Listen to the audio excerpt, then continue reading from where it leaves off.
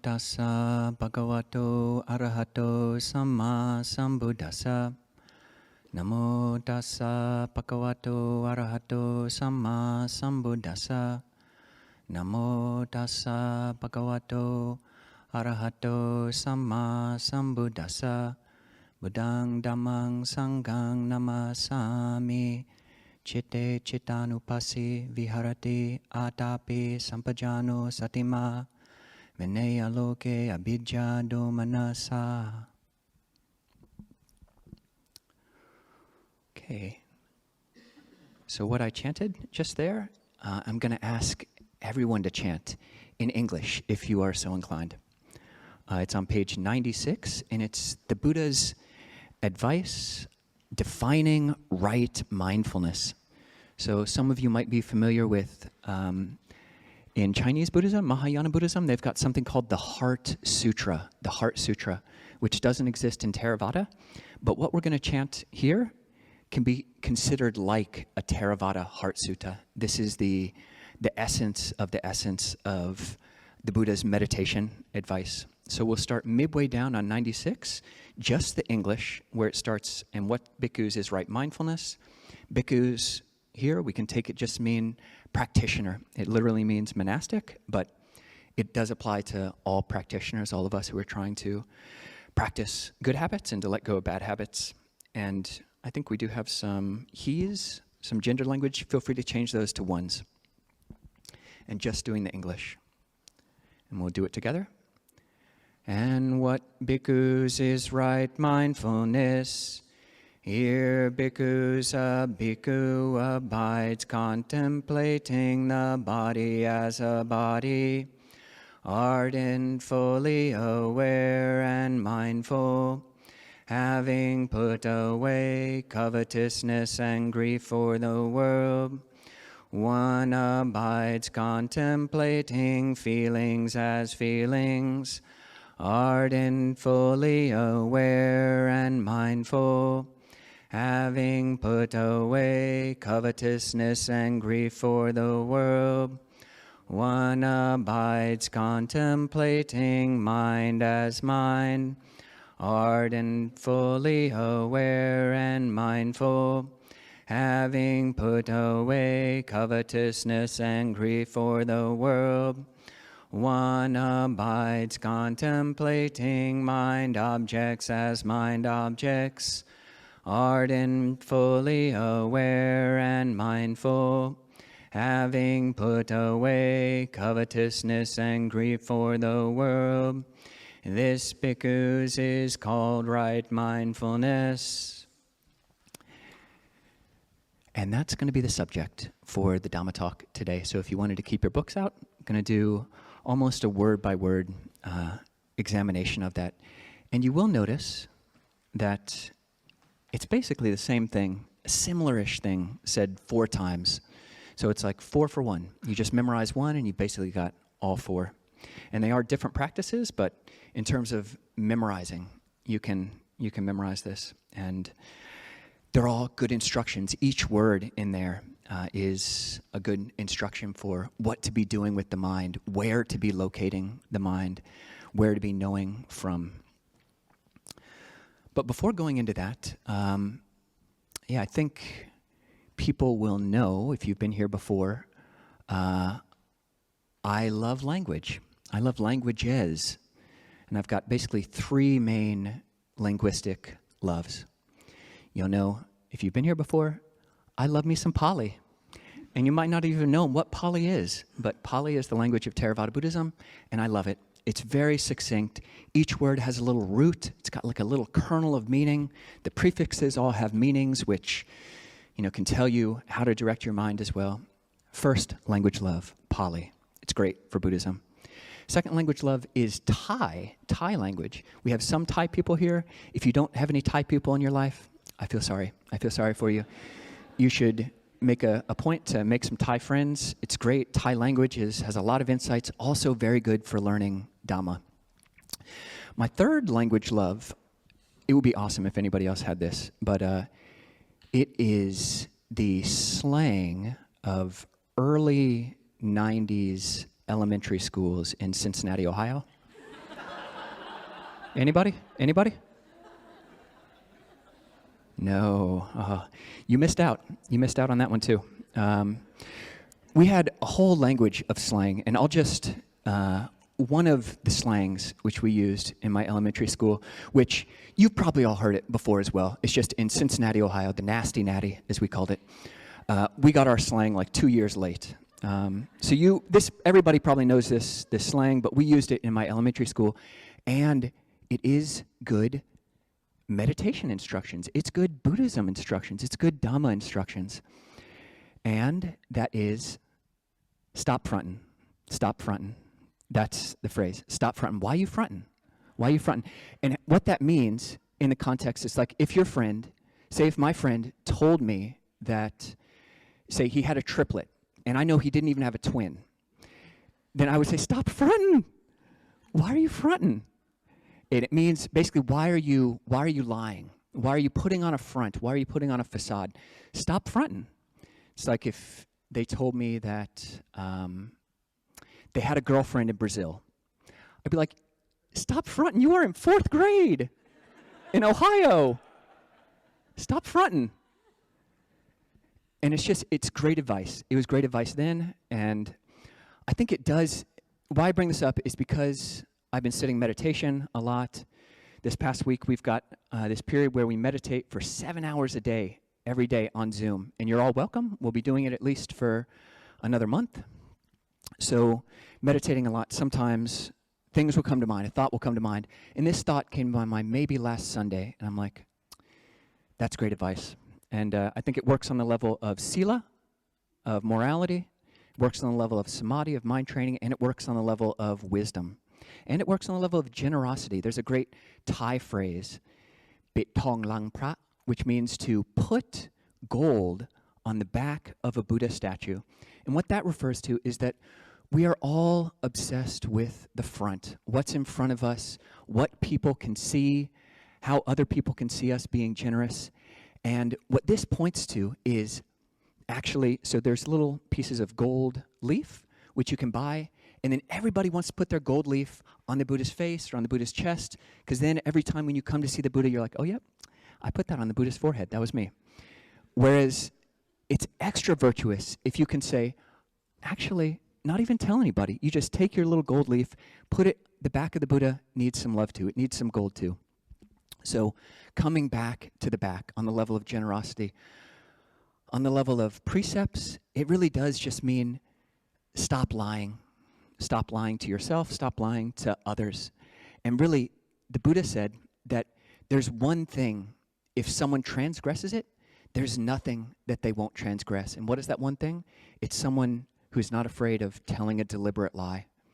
So really, honesty, telling the truth, is the kernel of the heart of morality, because we have to be able to tell the truth to ourselves. That's what keeping precepts, keeping principles is all about. When people are watching and when people are not watching. So not fronting on the level of morality. On the level of mind, it really is this, we are so forward-leaning so much of the time. It's like we live, 2 feet in front of ourselves, or 3 feet, or 10 feet. Or if you've got a phone, it's like you go 1.5 feet out in front of you, and then you're just teleported to the other side of the universe, to the other side of the world. And it is like, again, I don't know why I've got all these, I must be meditating too much, but another early 90s metaphor, hopefully somebody knows this, Mortal Kombat, Scorpion, get over here, he shoots this little like grappling hook out of his hand, and just pulls the other guy towards him. And that's like what we're doing all the time. Like out of our eyes, we're just shooting out these lassos, and just me-making, I-making, mine-making with all of you, all the things in our world. This is mine. I'm obsessed with this. And you think we would get tired of all that, but we don't.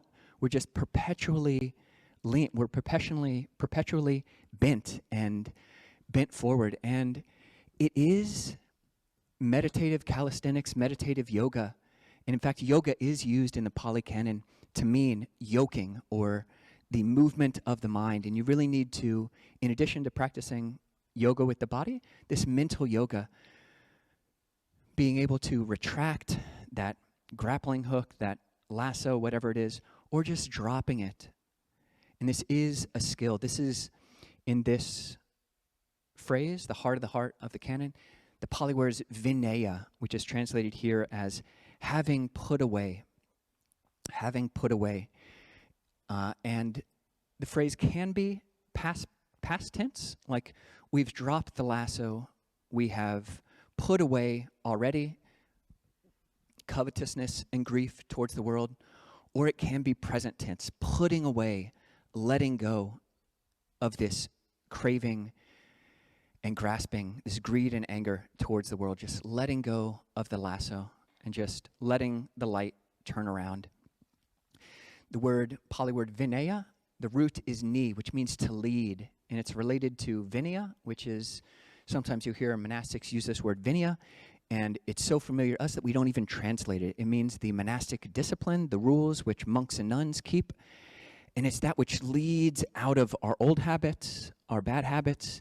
Vinaya, it's the discipline, that which leads away. And here what we're doing is we're leading away, we're letting go, and this can happen in one, just not even a foul swoop, just a beautiful letting go of attention.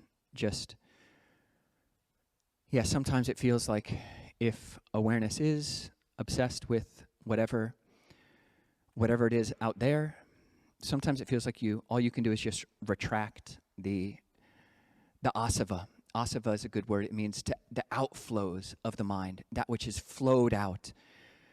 All these trickles, these leakages of mind, which is leaking out of the eyes, ears, nose, tongue, and body, and mind, just leaking out of the eyes, just obsessed with whatever it is.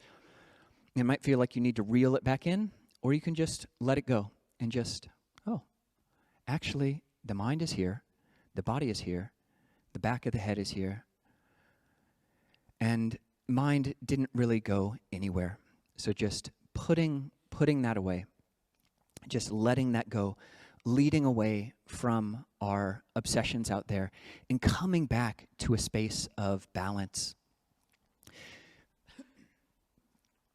This Satipaṭṭhāna is the foundation of mindfulness, literally the establishings of mindfulness, the upatana, tana, sthana, standing, the standings, establishments of mindfulness, that which has a sense of balance, not leaning forward, not leaning away with aversion, not leaning from side to side, not stuck up, not hunkered down, just with a sense of balance. So coming back to this foundation of mindfulness, establishing mindfulness here, balanced. And there are many suttas that talk about this. The Satipaṭṭhāna Sutta, which is the kind of the main teaching that the Buddha gave on meditation. But he talked about this, and he used this pericope, this stock phrase, over and over and over in many different suttas. There's a whole collection of a chapter in the collected discourses on foundations of mindfulness, just this stock phrase of knowing the body as a body, in the body, knowing feelings in feelings, knowing mind as in mind, knowing mind objects as mind objects, coming back to a sense of balance. And several suttas in that discourse, in that discourse collection, that chapter, talk about balance, physical balance. One sutta brings up two acrobats. One of them is named Frying Pan in Pali. And there's Frying Pan's teacher who suggests a way that Frying Pan balance on the teacher's shoulders. So this image of balance. And the lesson of that is when you look after yourself, you're actually looking after others. I'll look after me, and you look after you, and then we can all stay balanced. And it's crucial to note that it's through looking after oneself, through protecting oneself, that you can look after yourself. And the Buddha defines that. How does one look after oneself? How does one protect oneself? Through the development, cultivation, and making much of these four foundations of mindfulness, coming back to a sense of balance, letting go of that attentional grappling hook, just letting go of the fire that is starting fires all around us. So leading away from that. Another simile of balance is, the Buddha says we can practice mindfulness of the body as if balancing a large pot of oil on our heads. Balance. And so the next line in this refrain is, having put away covetousness and grief for the world. Putting aside covetousness and grief for the world. Abhijja domanassa. And these are two words which are just placeholders for the whole sphere, the whole scope of liking that which leans in and loves and wants to pull back upon ourselves and to have, and that which pulls away from and dislikes and wants to disengage and push away. Abhijja domanassa, the covetousness and grief for the world. Covetousness here, abhijja literally means overthinking. So letting go, putting aside, leading away from, overthinking.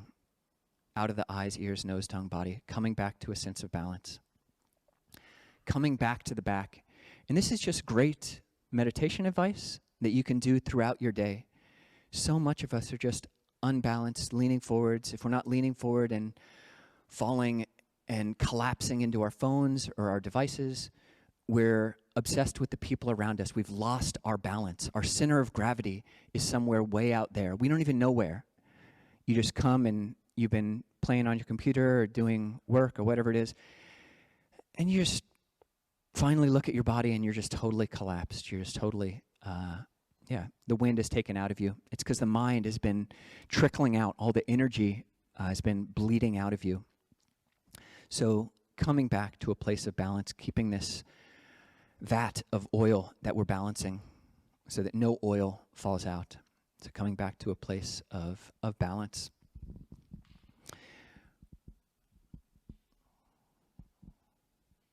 Putting away covetousness and grief for the world.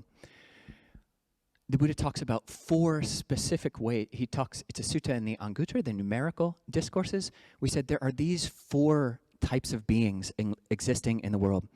And sometimes Ajahn Nisabho and I get feedback like, you guys, sometimes you're soft pedaling the Dhamma. You're not going hard. Sometimes you just need to go hard and tell us the true Dhamma. Tell us the true Dhamma. Don't worry about our feelings. We know you're tiptoeing around everything because you think we're weak. You think we're American Buddhists who can't handle anything. Okay. I didn't say it. Here, this sutta, the Buddha says there are 4 types of people existing in the 4. What 4? There's someone who gives weight to, the Pali word is garu, which also means weight or respect. And it's related to gravity, to the English word gravity. You give gravity, you give weight, you give respect. To what? To labha, or to material goods, to gains. You're giving weight, your attentional center of gravity is all outside of you. It's in your phone, on Temu, or on Amazon, or whatever it is. If you were to have an eye tracker, you'd be all over the page, constantly scanning our environments. Okay, I like that. I like that sweater. I like that meditation cushion. Here it's more wholesome. Yeah. Meditation cushion, yoga pants. We don't do that. But, we give weight to. There's someone who give weights to and respects material goods, gives weight to gaining, as opposed to giving weight to the true Dhamma, the Saddhamma.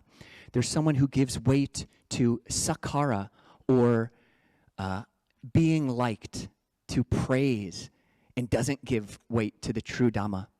So many of us have just this constant filter. It's like we're a face detecting screen that just, we know we're tracking what is somebody else's mood. Do they like me? Are they paying attention to me? Am I getting the attention? Are the eyeballs meeting my eyeballs?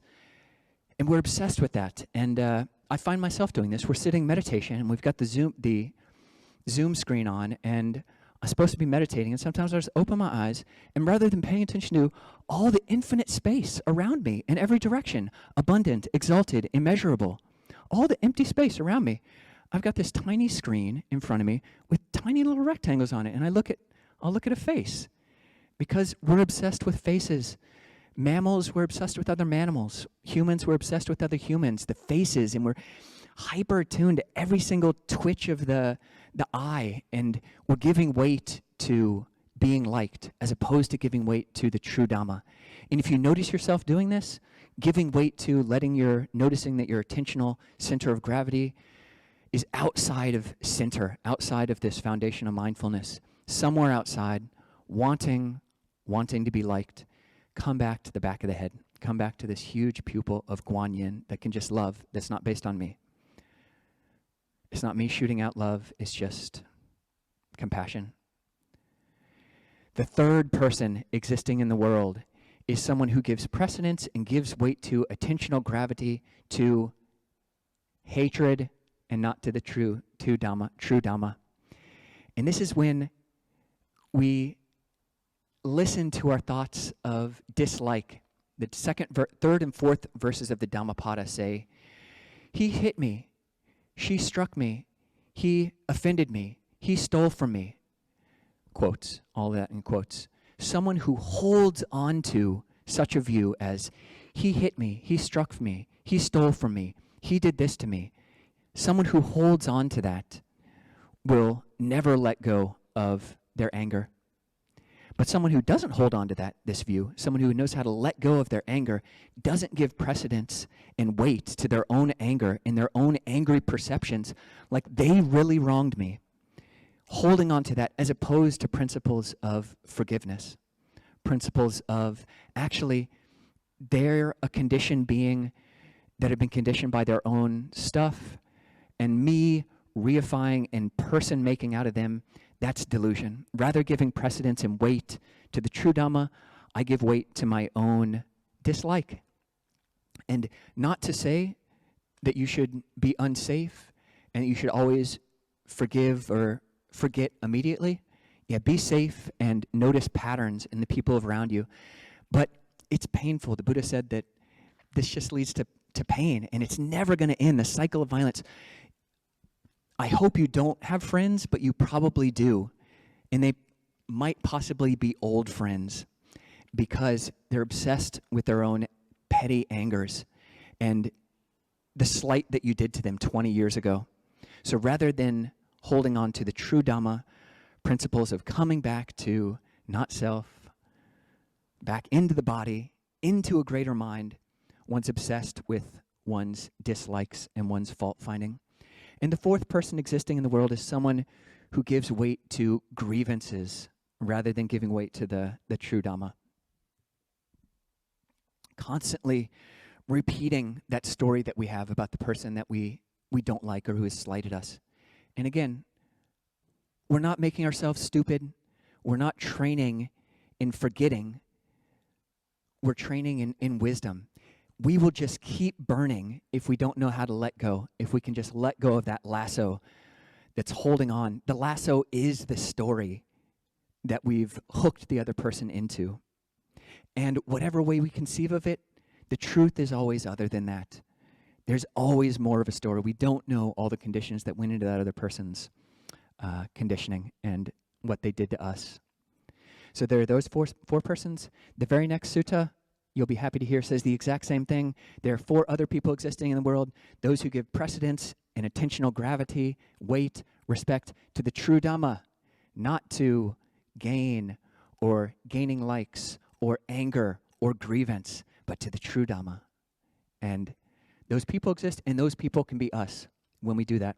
So coming back to a center of gravity in the body, and it really can. It's almost like if we've been paying so much attention outside, it really can help to bring attention to the back, to what's behind us even, to just even out that pull forward. We'll be thinking about that person wanting that thing, and we keep getting hooked. But just come back to the feeling at the back of the head, something very neutral. You didn't create the back of your head. And probably you don't even, have much of a story about the back of the head until you get hit on it or something. You probably don't even know what the back of your head looks like. Someone took a picture this past Sunday of the back of my head, and I was surprised to look at it. I've been living with it for so long, but I looked at, that is weird. It's weird looking. Don't peek if you haven't seen it before, but yeah, coming back to the back. Come back to the back. So letting go of abhijja domanassa, letting go of grief and anger towards the world. The first word of this refrain, in each sense, so in this translation, one abides contemplating body as body, feelings as feelings, mind as mind, mind objects in mind objects. Here it's translated as body in as body. It's more accurate actually to translate it as in the body. It's the locative sense. In Pali, you've got cases, so it's like in the body is one word, kaye, in the body, in feeling, feelings inside of feelings, mind inside of mind, mind inside of mind, mind objects inside of mind objects. And what this points to, we want to have wiggle room, to be able to have this degree of remove, to be able to step back. And we can. The mind is big enough. You could think about it as this mind in the mind. It's like we're living in a snow globe. It's like we're living in a snow globe. And so much of the time, we're the ones who are shaking it up. And we're so obsessed with the glitter, and we're obsessed with everything else that's inside the snow globe. And we are the snowman. But there's space in the mind. The mind is bigger than that. And there's actually no glass to this snow globe. The mind is bigger than that. You can expand the mind three-dimensionally, globally. This is what's really helpful about exercising this locational, spatial, attentional muscle. Rather than bleeding out the eyes, leaning forward, leaning into what we like and what we don't like, literally bringing the mind back to a place of a balance, respecting garu, garava, giving gravity to that which is balanced. Because anyone who's practiced yoga knows the most relaxing posture, other than just lying down, corpse posture, is just totally being upright. When you've practiced in this posture, the spine is upright and the spinal column is just stacked one on top of the other, and everything just relaxed. It's like the coat around the coat rack is just relaxing with the weight of gravity. Just all our muscles, all the mind can just relax. All of the glitter in the snow globe, we're not shaking it up. We're coming back to a bigger view that's bigger than the tiny snowman, bigger than all the glitter. So knowing mind in the mind, knowing mind in the mind, body in the body. And the word here is abide, viharati, or one dwells in this.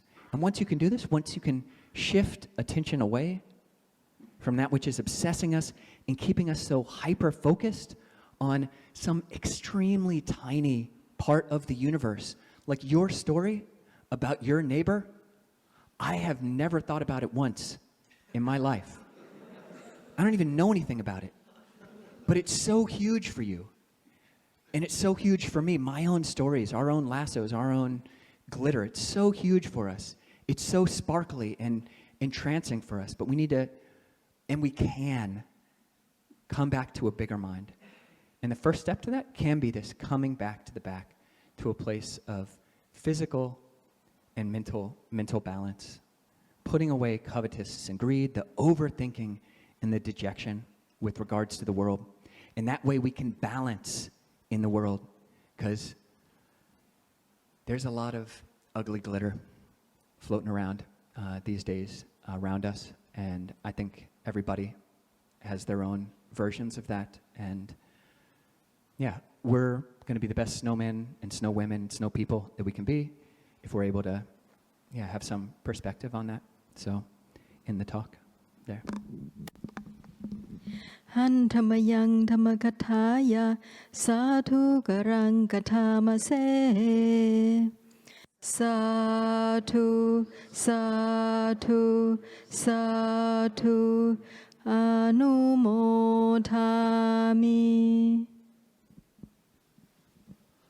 Okay, we have some time for question and answers. If you have a question here, you can raise your hand and Miles will run a mic to you, and if you have a question on Zoom, you can raise your hand. And just to note, one of our community members has put gold on the back of the Buddha. That is, they've done something for everybody that they don't want to be known for. But it's a really cool thing. And you may have seen this little bag next to me. It's not drugs. Don't worry. It is gold.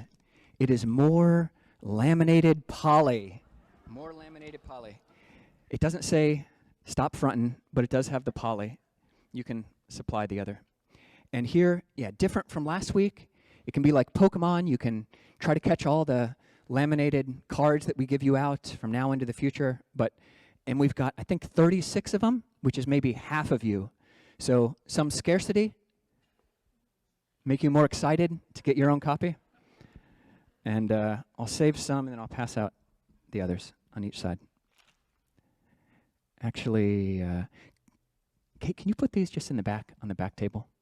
Okay. Yeah, afterwards.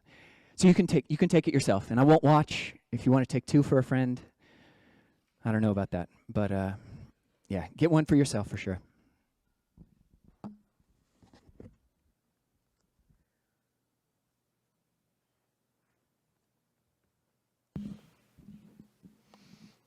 Thank you, Ajahn, for the talk. It was very helpful.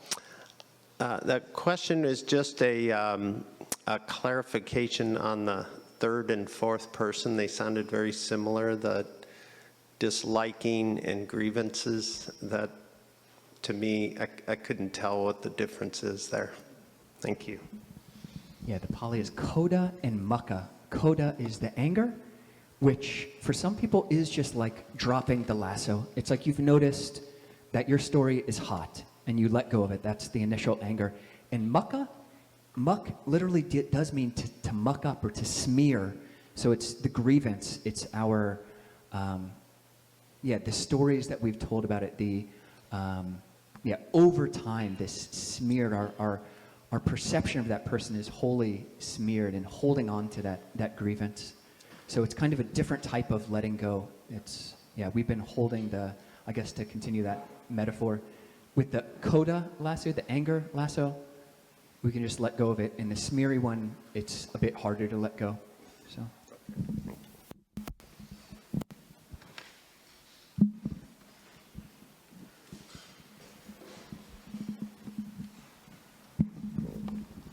Thank you. So I have a question about skillful means and balance of when you have caused others harm, right? Because I noticed that the forward thing is I need to lean forwards. I need to know that they're okay, and I need to know that they're not mad at me, and I need to do all this outward forward action of reparation. And then like there's this backward motion of like, oh, I'm ashamed I've done bad, and maybe my presence in this situation is making it worse, right? So I think like wondering in that situation of how to find balance of care for other people by caring for yourself in balance. Yeah, great question. And reconciliation, or learning how to ask forgiveness and how to give forgiveness, are extremely important life skills if you want to have good friends. And yeah, I think what you're describing is extremely common. All of us have experienced that. And it's like we're picking up both the abhijja and the domanassa, the covetousness, the overthinking, and the grief. And say in a moment of meditation, if you're not with the person and you've set aside, okay, for this 15 minutes, it is healthy for me and for the other person. I'm the acrobat on the ground. I'm going to look after myself here for 15 minutes. You know, it's good to set aside maybe 15 minutes or half an hour or 45 minutes after that. Now that the mind has gotten more settled and balanced, I'll give myself 45 minutes to see how I can fix that relationship. But for these 15 or however, you know, whatever works for you and whatever is best, spending that and really realizing when that thought comes up, now is not the time to take up that hook. Now is not the time. Okay, just putting aside. It is important if it is important. And it's just a tendency. We've been wrangling our whole lives, and it's just a habit. And so I can drop it, and it'll appear in my hand the next moment, and I can drop it again, and you can drop it again. And then after that time, first forgiving yourself. I think Jack Kornfield has a great forgiveness meditation. You forgive yourself, you forgive other people to the extent that you can, and you ask forgiveness. So you forgive yourself, you forgive the other person, and you ask forgiveness in your mind. Each of these is a distinct type of meditation, a distinct skill. And yeah, the Buddha said that's a characteristic of a wise person, is someone who can do that, who can admit a fault when they have done something fault-worthy, someone who can give forgiveness, and one who knows how to do that. So, yeah, very good question. Thank you for asking it.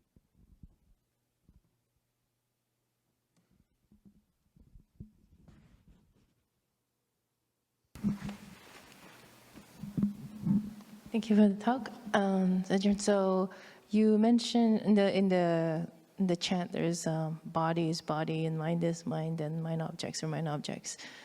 So I'm thinking, are there different ways of releasing? Like when one realizes that what they're carrying is in the body versus what they're carrying is in the mind, there are different, and versus mind objects that persist, there's different ways of releasing. There definitely are different ways of releasing, and they all do have an effect on one another. And each one of them can be its own path to liberation. And different meditation traditions will sometimes focus exclusively on one of those, like the Goenka tradition, a meditation tradition, 10-day meditation retreats will focus on that second one, knowing feelings, Vedana in Vedana. And they've got a very specific way of doing that, of watching the feelings in the body from the top of the head to the soles of the feet. So that's very good for when you find something in the body. And there are even different ways of doing a body scan. Just knowing it is one way, just knowing as you scan, knowing and letting go as you scan. So you come to a part and you just physically let that body part cly, just let it relax, go in every single direction, relaxation. You can feel through it, you can feel around it.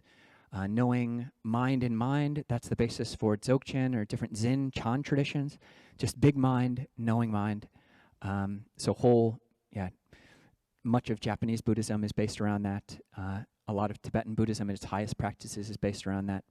So I find that if you're trying to live the Dhamma, it's not just about 15 minutes in the morning, 15 minutes in the evening, because life happens during those 15 minutes, during that half an hour, and at every single moment, in between those, we're creating karma, we're creating habits, we're creating ourselves, we're creating the world all the time.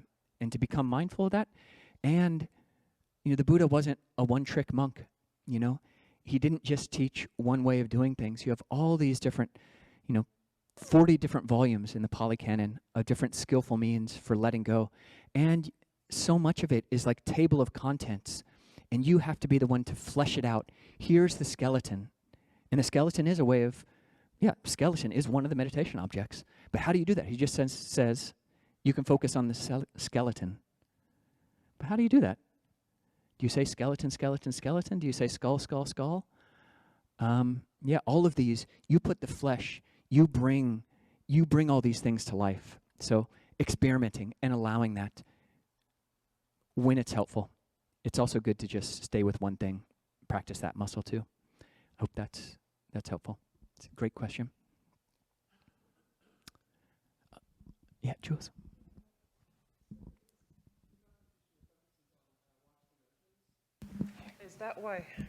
Is that why it's the Gonka tradition, the 10-day retreats are more associated with people going crazy as far as psychotic breaks? And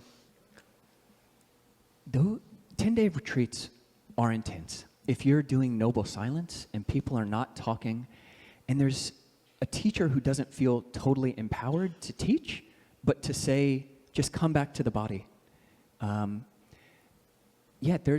Those are pressure cookers. Those are pressure cooker environments. And I think what's most healthy, if you do find anyone that we've got like any kind of tendencies towards mental imbalance, both being embodied and having a big mind. So having an awareness which includes the full body and is bigger, has that wiggle room. I'm more talking about like the focus on watching emotions, like focusing too much on your emotions could make them grow bigger and then potentially push someone over the edge, is what I'm kind of saying. That's great. Maybe I'll respond and then we can talk more after. Yeah, sure. Yeah, we want to, part of knowing mind as mind is, knowing emotions as emotions. It's just this much. Kenny, it's just this much. And yeah, we can become hyperfixated, hyperfixed, hyperfocused on these different things. And part of meditation, it's not a rote exercise. We have to learn how to make meditation not a rote exercise, but always have this sensitivity. Part of mindfulness and sampajanya, which is translated here as clearly aware, fully aware, is part of right mindfulness. Sati is mindfulness, but you also have to be fully aware, which is knowing how you're holding and being with your meditation object. How are you looking? How are you meditating? It's not just the object. The object is important, but how you're holding it. And if you're holding a tense mind state tensely, it's double the dukkha. Yeah. Yeah.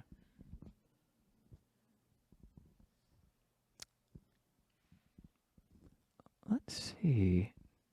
Does anyone else here have a question? And then we'll go to Joseph after that, if we have time. Yeah, please.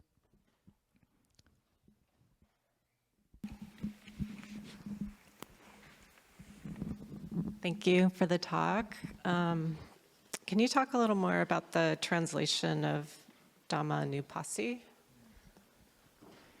Yeah, I would recommend the full Foundations of Mindfulness discourse. Middle length discourse is number 10. Goes deeply into what each of these four means. And what it here means, mind objects as mind objects. Different teachers suggest that it means different things.